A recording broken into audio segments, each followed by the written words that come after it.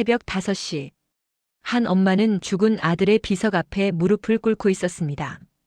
9해 동안 그녀는 아들이 죽었다고 믿었고, 그래서 직접 비석을 세웠습니다. 그런데 어느 날 그 비석 앞에 놓인 꽃 한 다발, 그리고 집으로 날아온 편지 한 장. 어머니, 저는 살아 있습니다. 아들은 살아있었고 엄마만 혼자 장례를 치른 것이었습니다. 이 이야기는 아들을 잃은 엄마의 이야기가 아니라 아들을 죽었다고 믿으며 살아온 한 사람의 이야기입니다.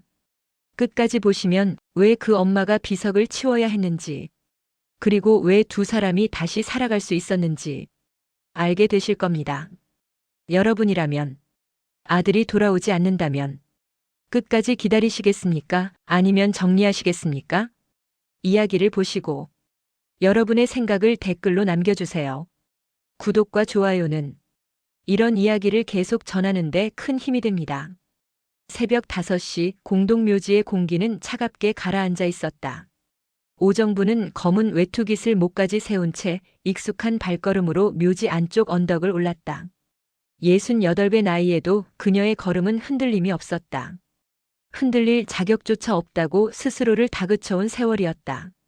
작은 비석 앞에 섰다. 거기엔 분명히 아들의 이름이 새겨져 있었다. 오민재. 생년월일만 있고 사망일은 없었다. 대신 정분이 직접 고른 문장 하나가 비석 하단에 조용히 자리하고 있었다. 이제 그만 보내준다. 그 문장을 새기던 날 정부는 돌을 깎는 기계 소리를 들으며 눈물 한 방울 흘리지 않았다. 울 권리를 잃어버렸다고 생각했기 때문이다. 9해 전 민재는 흔적도 없이 사라졌다. 경찰이 와도 병원이 연락해도 아무도 아들을 찾지 못했다. 처음 몇 년은 정분도 믿지 않았다. 살아있을 거라 생각했다. 어디선가 숨만 쉬고 있어도 괜찮다고 그렇게 스스로를 달랬다. 하지만 시간이 지나자 기다림은 공포가 됐고 공포는 결국 하나의 결론으로 굳어졌다. 죽었구나. 그 결론은 누가 내려준 것이 아니었다. 경찰도 의사도 그 누구도 아들의 죽음을 확인해주지 않았다. 정분이 혼자 결정한 것이었다. 아들이 죽었다고 믿어야만 기다리는 일을 멈출 수 있었기 때문이다. 기다림이 멈춰야 하루를 살 수 있었기 때문이다. 그래서 정부는 그날 아들의 죽음을 혼자 확정했다. 장례도 없이 관도 없이. 그 대신 이 비석을 세웠다. 아들을 묻기 위해서가 아니었다. 자기 마음을 묻기 위해서였다. 이 돌 앞에 서면 정부는 죄책감과 그리움을 동시에 내려놓을 수 있었다. 그게 그녀가 살아남은 방식이었다. 정부는 비석 앞에 무릎을 꿇고 앉았다. 손으로 비석 모서리를 쓸어내리며 그녀는 아무 말도 하지 않았다. 말을 걸 수 없는 상대였기 때문이다. 말을 걸면 대답이 없다는 사실이 다시 확인되기 때문이다. 그래서 정부는 그저 앉아 있었다. 차가운 돌을 만지며 시간이 지나가기를 기다렸다. 그런데 그날 뭔가 이상한 점이 하나 있었다. 비석 앞에 국화꽃 한 다발이 놓여 있었던 것이다. 시들지 않은 꽃이었다. 줄기는 깨끗하게 잘려 있었고 물기조차 남아 있었다. 정부는 천천히 꽃을 집어들었다. 그리고 비석 아래 흙을 내려다봤다. 흙이 살짝 눌려 있었다. 누군가 무릎을 꿇은 자리였다. 정분의 손이 떨렸다. 관리인을 찾아가 물었다. 이 꽃 누가 두고 갔나요? 관리인은 잠시 생각하더니 사무실로 들어가 낡은 장부 하나를 꺼내 들었다. 손가락으로 페이지를 넘기던 그가 한 줄을 짚어 보였다. 매달 같은 날짜, 같은 이름이 적혀 있었다. 오민재. 정분의 손에서 장부가 떨어졌다. 그럴 리 없었다. 죽은 아들이 관리비를 낼 수는 없었다. 죽은 아들이 꽃을 가져올 수는 없었다. 그런데 장부엔 분명히 그렇게 적혀 있었다. 오민재. 매달 같은 날 꽃과 함께. 정부는 그 자리에서 한참을 서 있었다. 관리인이 뭐라 말을 걸었지만 들리지 않았다. 머릿속이 하얘졌다. 살아있다는 생각은 하지 않았다. 할 수 없었다. 그 생각을 하는 순간 지난 9해가 무너질 것 같았기 때문이다. 집으로 돌아온 정부는 우편함을 열었다. 그 안에 반송된 편지 한 통이 들어있었다. 발신인은 해안재활센터. 정부는 그 이름을 본 적이 없었다. 손이 떨렸지만 봉투를 뜯었다. 펼쳐진 편지지 위에 짧은 문장이 적혀 있었다. 어머니, 저는 살아 있습니다. 글씨 끝에 찍힌 작은 점 하나. 민재의 버릇이었다. 문장이 끝날 때마다 펜을 떼지 않고 점을 한 번 더 찍는 버릇. 정부는 그 점을 보는 순간 다리가 풀렸다. 바닥에 주저앉았다. 편지를 쥔 손이 바들바들 떨렸다. 그녀는 그제야 깨달았다. 자신이 아들을 죽였다는 것을. 믿음으로, 체념으로, 포기로. 아들은 살아있었는데 엄마만 혼자 장례를 치렀다는 것을. 정분의 세계가 그 자리에서 무너졌다. 편지를 받은 그날 밤 정부는 잠을 이루지 못했다. 침대에 누워 천장을 바라보며 그녀는 9해 전 그날을 떠올렸다. 떠올리고 싶지 않았지만 기억은 저절로 흘러나왔다. 마치 오래 막아뒀던 물이 한꺼번에 터져 나오듯 그날의 장면들이 선명하게 되살아났다. 민재는 평범한 회사원이었다. 성실하고 조용한 아들이었다. 퇴근길에 사고를 목격한 것도 우연이었다. 횡단보도를 건너던 사람이 차에 치이는 순간을 민재는 그 자리에서 똑똑히 봤다. 차는 멈추지 않았고 그대로 달아났다. 민재는 떨리는 손으로 신고 전화를 걸었다. 경찰이 왔고 민재는 진술했다. 차종, 색깔, 번호판 일부. 그가 기억하는 모든 것을 말했다. 그때까지만 해도 그건 단순한 선이었다. 민재는 그저 옳은 일을 했을 뿐이었다. 하지만 신고 이후부터 이상한 일들이 시작됐다. 낯선 전화가 걸려왔다. 말은 없었고 숨소리만 들렸다가 끊겼다. 집 근처엔 검은 차 한 대가 며칠째 서 있었다. 민재는 불안해했다. 정분도 느꼈다. 뭔가 잘못되고 있다는 것을. 그리고 어느 날 경찰이 찾아왔다. 민재를 따로 불러내 무언가 설명했다. 정부는 그 대화를 정확히 듣지 못했다. 민재는 돌아와서도 말을 아꼈다. 괜찮아, 엄마. 조금만 참으면 돼. 그게 전부였다. 정부는 물었다. 뭐가 괜찮아? 무슨 일이야? 민재는 고개를 저었다. 지금은 말 못해. 나중에 다 얘기할게. 하지만 나중은 오지 않았다. 경찰은 증인 보호라는 단어를 꺼냈다. 정부는 그 말을 제대로 이해하지 못했다. 증인 보호가 뭔지, 왜 필요한지, 얼마나 걸리는지 아무도 제대로 설명해주지 않았다. 아니, 설명을 들어도 이해할 수 없었다. 정부는 그저 두려웠다. 아들이 위험하다는 것만 알았다. 그래서 정부는 소리쳤다. 왜 그런 일에 나서? 민재는 아무 말도 하지 않았다. 고개를 숙인 채 그저 가만히 서 있었다. 정부는 계속 말했다. 넌 착해서 문제야. 그냥 모른 척하지 그랬어. 왜 신고를 해? 남일에 왜 나서? 그 말이 마지막이었다. 며칠 뒤 민재는 사라졌다. 아침에 나갔다가 돌아오지 않았다. 전화는 꺼져 있었다. 경찰은 차분하게 말했다. 안전한 곳에 있습니다. 걱정하지 마세요.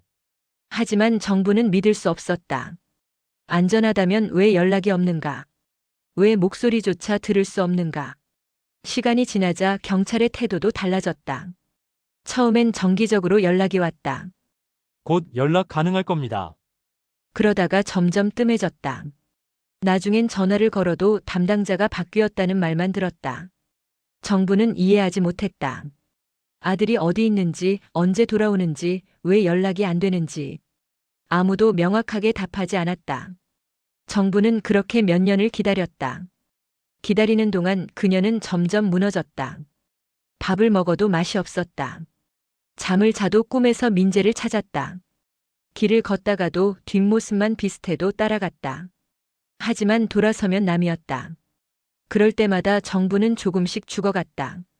그리고 어느 순간 정부는 생각했다. 살아있으면 연락했을 거라고. 살아있으면 엄마한테 한마디라도 했을 거라고. 그래서 정부는 결론을 내렸다. 아들이 죽었다고. 그렇게 믿어야만 기다림을 멈출 수 있었기 때문이다. 기다림을 멈춰야 살 수 있었기 때문이다. 정부는 그날 아들의 죽음을 혼자 확정했다. 누가 시켜서가 아니었다. 누가 확인해줘서도 아니었다. 그녀 스스로 아들을 죽였다. 믿음으로. 그리고 비석을 세웠다. 아들을 위해서가 아니었다. 자기 자신을 위해서였다. 그 돌 앞에 서야만 정부는 하루를 버틸 수 있었다. 그게 그녀가 살아남은 방식이었다. 하지만 지금 편지 한 장이 그 모든 것을 무너뜨렸다. 아들은 살아있었다. 정분만 혼자 장례를 치렀다. 정분만 혼자 아들을 묻었다. 아들은 살아 숨쉬고 있었는데 엄마는 비석 앞에서 무릎 꿇고 있었다. 정부는 편지를 다시 펼쳤다. 어머니, 저는 살아 있습니다. 그 문장을 읽으며 그녀는 깨달았다. 자신이 아들에게 한 마지막 말이 무엇이었는지, 왜 그런 일에 나서, 그게 마지막이었다. 아들이 사라지기 전 정분이 던진 마지막 말이었다. 그 말을 떠올리는 순간 정부는 숨이 막혔다. 아들은 그 말을 듣고 떠났다. 엄마의 원망을 안고 사라졌다. 그리고 9회 동안 혼자 살아남았다. 정부는 떨리는 손으로 편지를 가슴에 꼭 안았다. 그리고 그제야 울음이 터져 나왔다. 9회 만에 처음 흘리는 눈물이었다. 새벽이 밝아올 무렵 정부는 결심했다. 다시 묘지로 가야 한다고. 그리고 이번엔 아들을 만나야 한다고. 이틀 뒤 정부는 다시 묘지로 향했다. 이번엔 새벽이 아니었다. 오후 2시 햇빛이 따스하게 내리쏘는 시간이었다. 정부는 천천히 언덕을 올랐다. 평소보다 숨이 가빴다. 다리가 떨렸다. 두려움 때문이었다. 비석 앞에 섰을 때 정부는 멈췄다. 그리고 그곳에서 한 남자를 보았다. 비석 앞에 무릎을 꿇고 앉아 있는 사람. 고개를 숙인 채 움직이지 않는 뒷모습. 정부는 숨을 멈췄다. 심장이 미친 듯이 뛰었다. 가까이 다가갔다. 한 걸음씩. 천천히. 남자는 여전히 움직이지 않았다. 정부는 떨리는 목소리로 물었다. 민재야? 남자의 어깨가 굳었다. 천천히, 아주 천천히 고개를 돌렸다. 살아있는 얼굴이었다. 숨쉬는 아들이었다. 9회 전보다 여윈 얼굴, 깊어진 눈가의 주름, 하지만 분명히 민재였다. 정분의 입에서 신음 같은 소리가 흘러나왔다. 너. 민재는 일어서지 않았다. 무릎을 꿇은 채 고개를 숙였다. 미안해요, 엄마. 그 목소리는 쉬어 있었다. 오래 울었던 사람의 목소리 같았다. 정부는 다가가 아들의 어깨를 붙잡았다. 왜 연락 안 했어? 왜 한마디도 안 했어? 민재는 대답하지 않았다. 고개만 더 깊이 숙였다. 정부는 아들의 팔을 잡아 끌었다. 일어나. 일어나 봐. 민재는 천천히 몸을 일으켰다. 그의 키는 여전히 정분보다 컸다. 하지만 그는 작아 보였다. 무너진 사람처럼 보였다. 정부는 아들의 얼굴을 두 손으로 감쌌다. 왜 이제야 온 거야? 민재는 눈을 감았다. 엄마가 그렇게 믿고 있는 줄 알았어요. 정부는 알아듣지 못했다. 뭐? 민재는 비석을 바라봤다. 그 위에 새겨진 문장을. 이제 그만 보내준다. 민재는 천천히 말을 이었다. 1년 전에 돌아왔어요. 증인 보호도 해제되어서 집에 가려고 했어요. 그런데 그는 말을 멈췄다. 정부는 기다렸다. 민재는 다시 입을 열었다. 묘지에 엄마가 있다는 걸 들었어요. 이웃한테. 정분의 손이 떨렸다. 민재는 계속 말했다. 처음엔 믿지 않았어요. 그런데 직접 와보니까 비석이 있더라고요. 제 이름이 새겨진. 그는 목소리를 낮췄다. 엄마가 저를 묻었구나 생각했어요. 정부는 뒤로 물러섰다. 아니야, 그게 아니야. 민재는 고개를 저었다. 아니에요, 정말 괜찮아요. 그는 비석을 손으로 쓸었다. 엄마가 이렇게 해야 살 수 있었다는 거 알아요.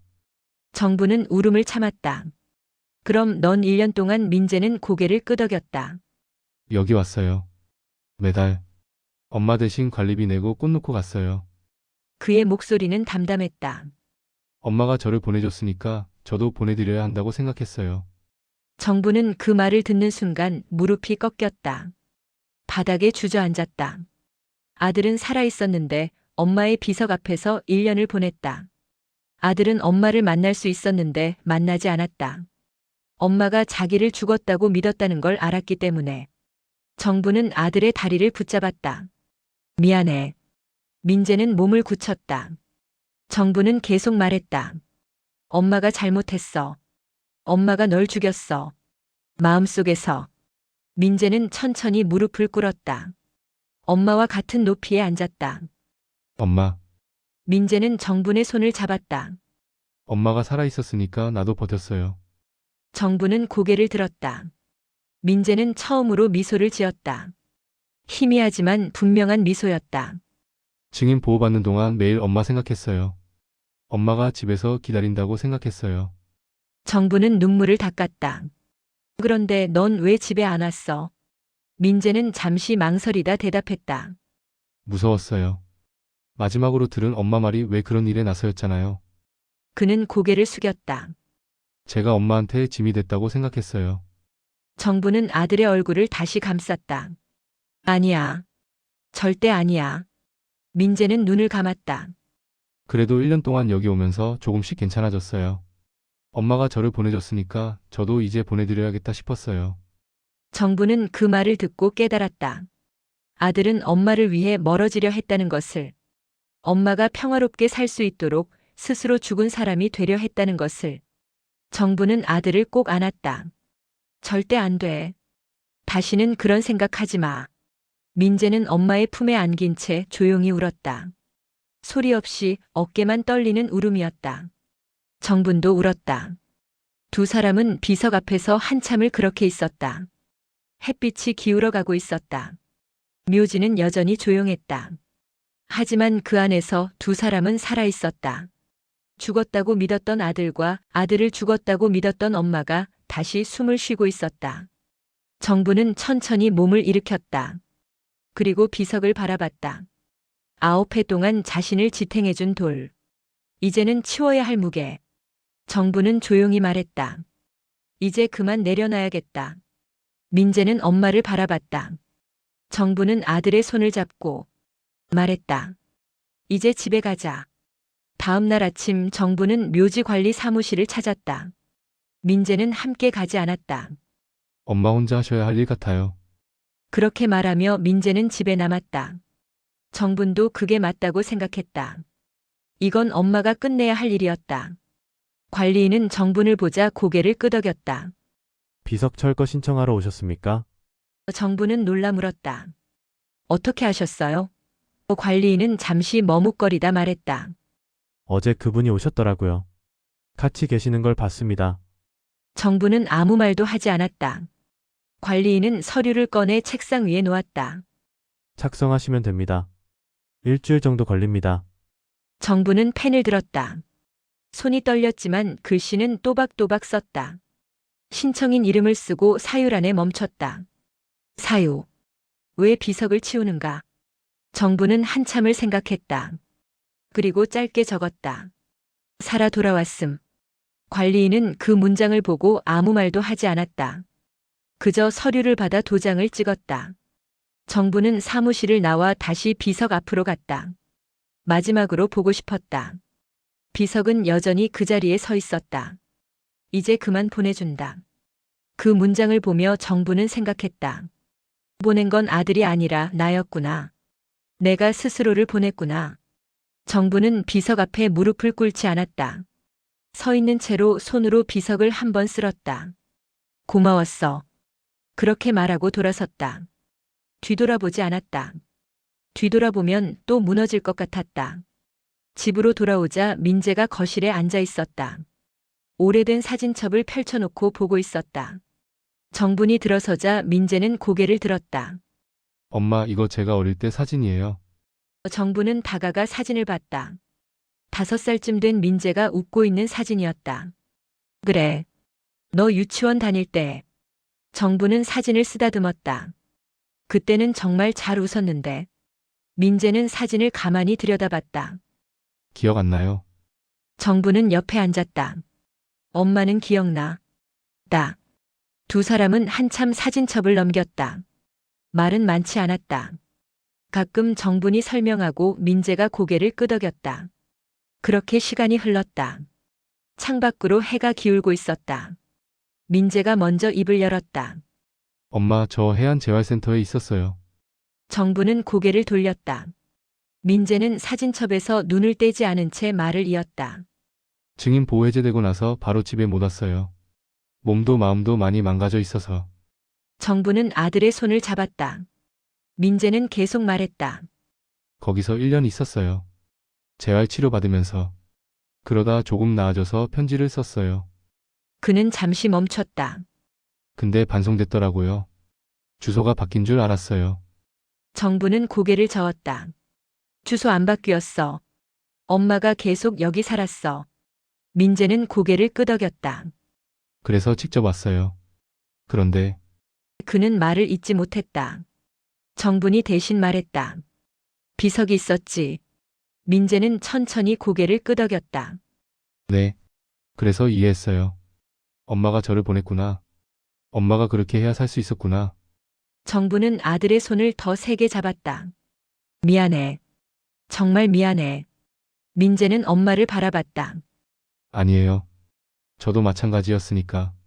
정부는 고개를 갸웃했다. 민재는 작게 웃었다. 저도 엄마를 보냈어요. 마음속에서. 그래야 버틸 수 있었으니까. 정부는 숨을 멈췄다. 민재는 계속 말했다. 증인 보호받는 동안 연락 못 하잖아요. 처음엔 힘들었어요. 엄마 목소리 듣고 싶고 엄마 밥 먹고 싶고. 근데 시간이 지나니까 엄마 생각하면 더 힘들어지더라고요. 민재는 사진첩을 덮었다. 그래서 어느 순간부터 엄마가 없다고 생각했어요. 엄마가 이 세상에 없다고. 그렇게 생각하니까 조금 견딜만 했어요. 그는 정분을 바라봤다. 그래서 저도 알아요. 엄마가 왜 그랬는지. 정부는 눈물을 닦았다. 우리 둘 다 참 바보같이 살았네. 민재는 고개를 끄덕였다. 네. 그런 것 같아요. 두 사람은 한참 말없이 앉아 있었다. 민재가 다시 입을 열었다. 엄마, 저 다시 시작할 수 있을까요? 정부는 고개를 들었다. 뭐? 민재는 손을 비볐다. 일도 생활도 다 무너진 것 같아요. 어디서부터 시작해야 할지 모르겠어요. 정부는 아들의 어깨를 잡았다. 천천히 하면 돼. 엄마도 천천히 할게. 민재는 불안한 눈으로 엄마를 바라봤다. 엄마도요? 정부는 고개를 끄덕였다. 엄마도 다시 시작해야 돼. 살아있는 사람처럼. 민재는 그 말을 듣고 조용히 웃었다. 그러게요. 우리 둘 다 죽어 있었네요. 정분도 따라 웃었다. 쓸쓸한 웃음이었지만 처음으로 마음에서 나오는 웃음이었다. 저녁이 되자 정부는 부엌으로 갔다. 뭐 먹고 싶어? 민재는 잠시 생각하다 대답했다. 엄마가 해주는 거 아무거나요. 정부는 냉장고를 열었다. 오래된 재료들이 눈에 들어왔다. 김치, 계란, 두부. 정부는 천천히 도마를 꺼냈다. 칼질 소리가 부엌에 울렸다. 민재는 거실에 앉아 그 소리를 들었다. 오래 듣지 못한 소리였다. 편안한 소리였다. 민재는 눈을 감았다. 이제 집에 왔구나. 그렇게 생각했다. 밥상이 차려지고 두 사람은 마주 앉았다. 정부는 민재의 그릇에 밥을 떠주었다. 많이 먹어. 민재는 숟가락을 들었다. 한 입 떠서 입에 넣었다. 맛은 예전과 똑같았다. 민재는 눈물이 날 것 같았지만 참았다. 그냥 계속 먹었다. 정부는 아들이 밥 먹는 모습을 보며 생각했다. 이제 진짜 끝이구나. 죽은 아들을 보내는 일. 그리고 살아있는 아들을 맞는 일. 둘 다 해냈구나. 일주일 뒤 비석을 옮기는 날이 왔다. 정부는 민재에게 물었다. 같이 갈래? 민재는 고개를 끄덕였다. 네, 같이 가요. 두 사람은 오전 10시에 묘지로 향했다. 작업반이 이미 와 있었다. 정분과 민재는 조금 떨어진 곳에 서서 지켜봤다. 작업자들이 비석 주변의 흙을 파내기 시작했다. 비석이 조금씩 흔들렸다. 그리고 천천히 들어 올려졌다. 정부는 그 모습을 보며 숨을 참았다. 9회 동안 그 자리에 서 있던 돌. 그녀를 지탱해준 무게. 이제 사라지고 있었다. 비석이 완전히 들려 트럭에 실렸다. 남은 건 텅 빈 자리뿐이었다. 흙이 패인 작은 구덩이. 정부는 그 빈자리를 가만히 바라봤다. 민재가 조용히 물었다. 괜찮으세요? 정부는 고개를 끄덕였다. 응, 괜찮아. 그녀는 정말 괜찮았다. 허전하지만 가벼웠다. 무언가 내려놓은 것 같았다. 작업이 끝나고 관리인이 다가왔다. 비석은 보관할까요? 아니면 처분할까요? 정부는 잠시 생각했다. 민재를 바라봤다. 민재는 조용히 말했다. 엄마가 정하세요. 정부는 관리인에게 대답했다. 처분해 주세요. 관리인은 고개를 끄덕이고 돌아갔다. 정부는 다시 빈자리를 봤다. 이제 정말 아무것도 없었다. 아들의 이름도 날짜도 문장도 다 사라졌다. 민재가 말했다. 저기 잔디 심으면 금방 메워질 거예요. 정부는 고개를 끄덕였다. 그래. 그럼 아무도 여기 뭐가 있었는지 모르겠네. 민재는 작게 웃었다. 그게 나은 것 같아요. 두 사람은 한참을 그 자리에 서 있었다. 바람이 불었다. 묘지의 나무들이 흔들렸다. 정부는 문득 생각했다. 여기 올 필요가 이제 없겠구나. 더 이상 무릎 꿇을 돌이 없으니까. 정부는 민재를 돌아봤다. 집에 가자. 민재는 잠시 망설였다. 그리고 물었다. 엄마, 제가 정말 집에 있어도 돼요? 정부는 아들의 팔을 잡았다. 당연하지. 네 집이야. 민재는 고개를 숙였다. 저 아직도 가끔 무서워요. 제가 여기 있으면 엄마한테 짐이 될 것 같아요. 정부는 아들의 손을 꼭 잡았다. 절대 아니야. 엄마는 이제 네가 없는 게 더 무서워. 민재는 눈물을 참으며 고개를 끄덕였다. 정부는 아들의 등을 두드렸다. 이제 진짜 집에 가자. 우리 집. 민재는 천천히 웃었다. 네, 엄마. 두 사람은 묘지를 나섰다. 정부는 뒤돌아보지 않았다. 민재도 마찬가지였다. 그들은 앞만 보고 걸었다. 언덕을 내려가 묘지 정문을 나섰다. 햇빛이 따스했다. 집으로 돌아오는 길 민재가 물었다. 엄마, 저녁에 뭐 먹을래요? 정부는 잠시 생각했다. 네가 좋아하던 거. 뭐 먹고 싶어? 민재는 고개를 갸웃했다. 내가 좋아하던 게 뭐였더라? 정부는 웃었다. 된장찌개. 너 맨날 해달라고 했잖아. 민재는 기억을 더듬었다. 아, 맞다. 엄마가 끓여주신 된장찌개. 정부는 고개를 끄덕였다. 그럼 오늘 그거 해줄게. 민재는 작게 미소 지었다. 고마워요, 엄마. 정부는 아들의 손을 잡았다. 고맙긴.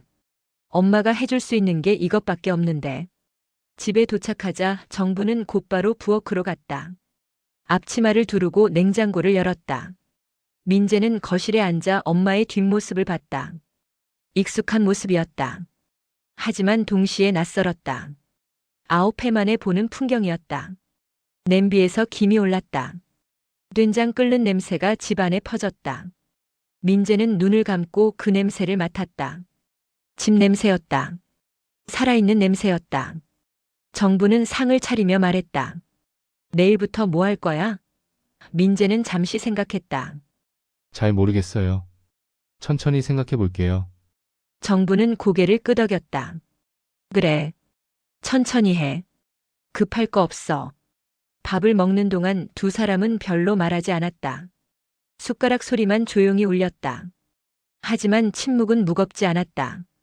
편안했다. 식사를 마치고 민재가 설거지를 하겠다고 했다. 정부는 말렸다. 엄마가 할게. 민재는 고개를 저었다. 제가 할게요. 엄마는 쉬세요. 정부는 잠시 망설이다 물러났다. 그래, 그럼 부탁해.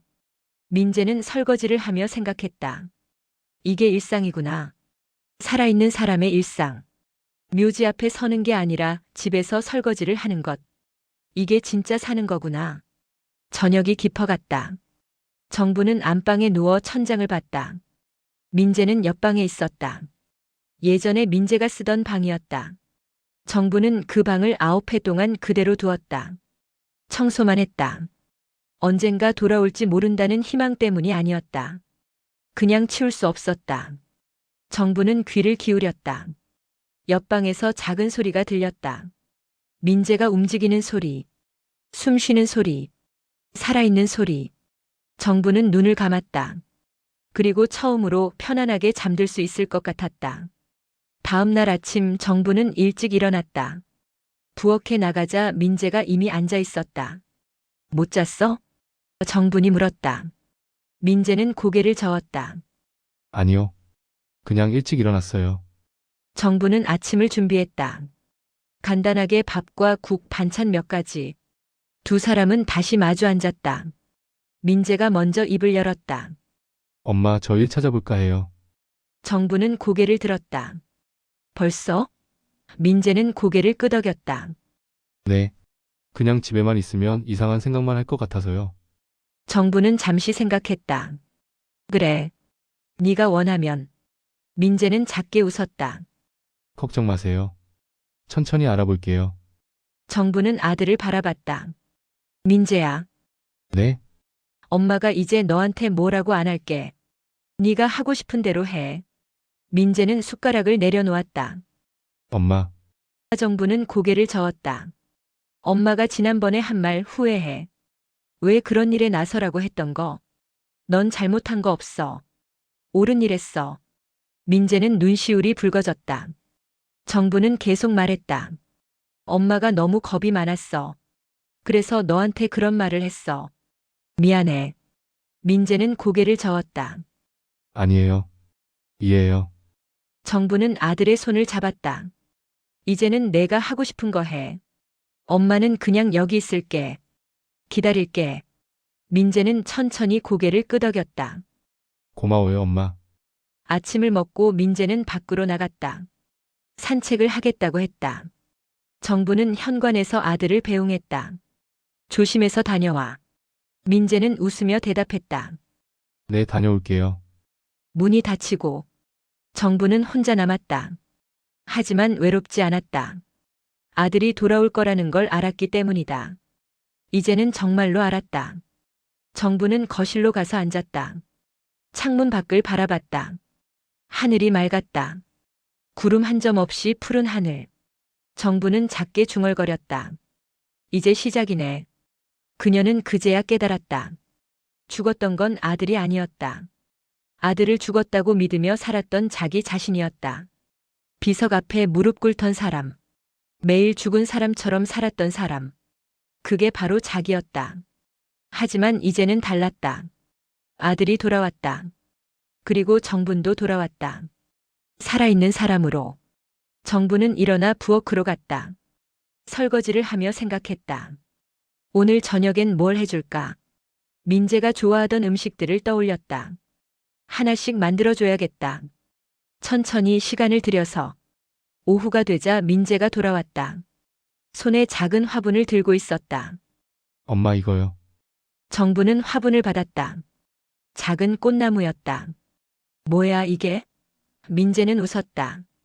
그냥 예뻐서 샀어요. 집에 놔두면 좋을 것 같아서. 정부는 화분을 들여다봤다. 하얀 꽃이 피어 있었다. 예쁘네. 민재는 고개를 끄덕였다. 저도 그렇게 생각했어요. 정부는 화분을 거실 창가에 놓았다. 햇빛이 잘 드는 곳이었다. 민재가 옆에 섰다. 두 사람은 한참 화분을 바라봤다. 민재가 조용히 말했다. 엄마, 우리 이제 괜찮을까요? 정부는 아들을 돌아봤다. 괜찮을 거야. 시간이 걸리겠지만. 민재는 고개를 끄덕였다. 네. 천천히요. 정부는 미소 지었다. 그래. 천천히. 그녀는 창밖을 다시 봤다. 해가 서쪽으로 기울고 있었다. 하루가 저물고 있었다. 하지만 내일은 또 올 것이었다. 그리고 그 내일에 두 사람은 함께 있을 것이었다. 정부는 처음으로 생각했다. 살아있다는 게 이런 거구나. 누군가를 기다리고 밥을 해주고 함께 앉아있는 것. 이게 살아있는 거구나. 저녁이 되었다. 정부는 약속대로 된장찌개를 다시 끓였다. 민재는 상을 차렸다. 두 사람은 마주 앉아 밥을 먹었다. 이번엔 조금 더 많은 이야기를 나눴다.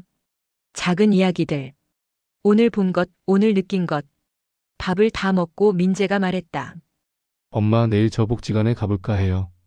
거기서 상담 프로그램 한다고 하더라고요. 정부는 고개를 끄덕였다. 그래. 좋은 생각이야. 민재는 안도한 표정을 지었다. 다녀와서 얘기해 드릴게요. 정부는 웃었다. 응. 기다릴게. 그날 밤 정부는 다시 침대에 누웠다. 옆방에서 민재의 소리가 들렸다. 살아있는 소리. 정부는 눈을 감았다. 그리고 생각했다. 엄마는 혼자 장례를 치렀다. 아들이 죽었다고 믿으며 비석을 세웠다. 하지만 아들은 살아있었다. 그리고 이제 그 장례는 끝났다. 비석은 사라졌다. 남은 건 살아있는 두 사람뿐이었다. 엄마와 아들. 함께 다시 시작하는 두 사람. 정부는 작게 중얼거렸다.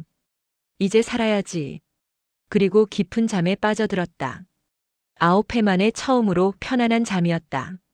오늘 이야기는 아들을 잃은 엄마의 이야기가 아니라 살아있는 사람으로 다시 돌아온 두 사람의 이야기였습니다. 누군가는 기다리며 버텼고 누군가는 멀리서 지켜보며 살아남았습니다. 그리고 결국 둘 다 다시 살아있는 자리로 돌아왔습니다. 여러분은 이 이야기를 보며 어떤 장면이 가장 오래 남으셨나요? 여러분의 구독과 좋아요 그리고 댓글 하나하나가 달빛이 전하는 인생을 완성합니다. 오늘 이야기의 감상과 여러분의 생각을 댓글로 남겨주시면 그 마음을 담아 더 좋은 이야기로 보답하겠습니다. 달빛처럼 조용히 마음에 닿는 이야기로 찾아올게요. 지금까지 달빛이 전하는 인생이었습니다. 감사합니다.